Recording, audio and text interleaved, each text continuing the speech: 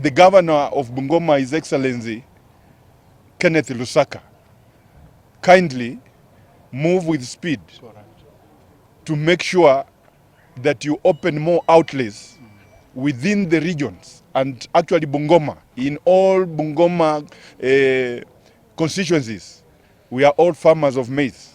And this is the time that farmers should actually be supplied with fertilizer near where they are come from, because the fares for them to travel all the way to Ebuye is high, and you all know that these days the economy is not very good to our farmers.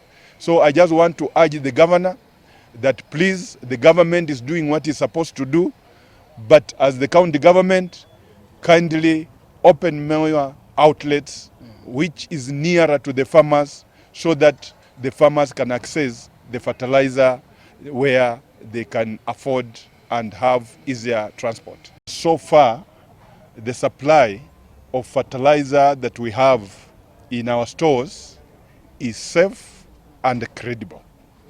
And that is why we want to sound a warning to the company of the Indian guy. The company is called what? Kelly Chemicals. And I'm giving it a warning to the government, and particularly the cereals board, that Kelly Chemicals fertilizer should not cross the River Nzoia to come to Bungoma. Because if it happens that it comes, I want to assure the government that we are going to set it ablaze, because we don't want our farmers to ever have the fake fertilizer. Fertilizer should reach in every ward in Bungoma. Those far areas like Ndalu, Brigadier, Mount Elgon, where there are stores, we ask Our Excellency, the Governor, and his team to ensure that fertilizer reaches in every ward. Even here in Webuye, there is no need for people in Bokoli to come down here. They should get their fertilizer because they have their farms there, and transport is very expensive. So we want every ward to receive its fertilizer, and that can be coordinated by His Excellency Governor Lusaka with his team, with his able team, to ensure that our farmers don't suffer.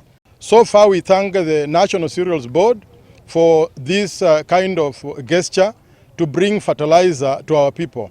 But then we are late. This fertilizer should have come by January or February, so that this time is just time for farmers to plant. We expect that we should not have any further delay.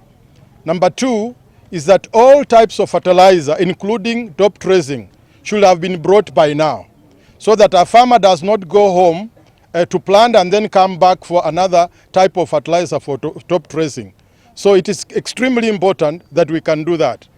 Call upon county government to create a clear linkage between what they are doing and what the national government is doing, because agriculture is devolved, and it beats logic that somebody is coming from Lugari, somebody is coming from Tongaren, somebody is just coming from far distance to come to Ebuye to buy fertilizer.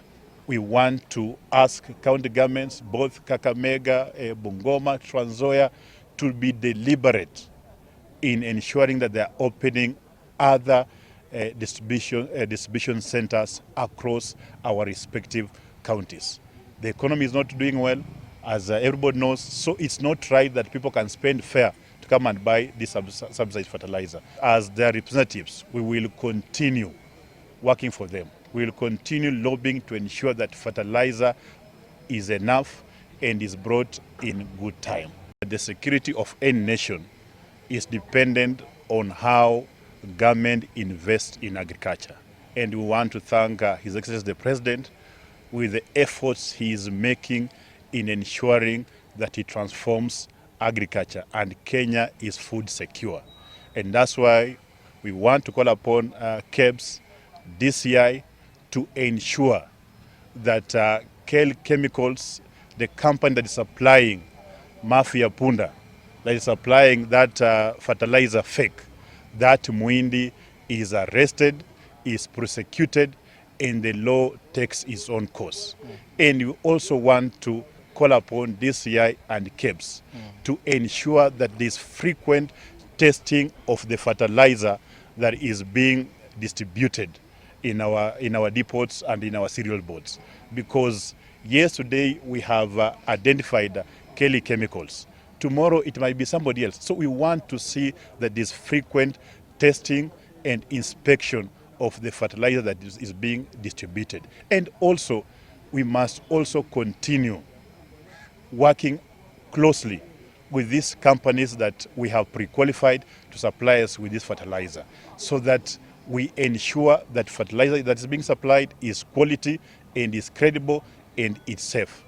Thirdly, we also want to call upon government and KEBS and National Cereals Board that Western Kenya is the bedrock of maize production, and the fertilizer that is being supplied must be deliberate and intentional to ensure that our people here gets enough fertilizer. So that's why I want to thank our CEO, because he has agreed to ensure and enhance the supply of fertilizer in this region.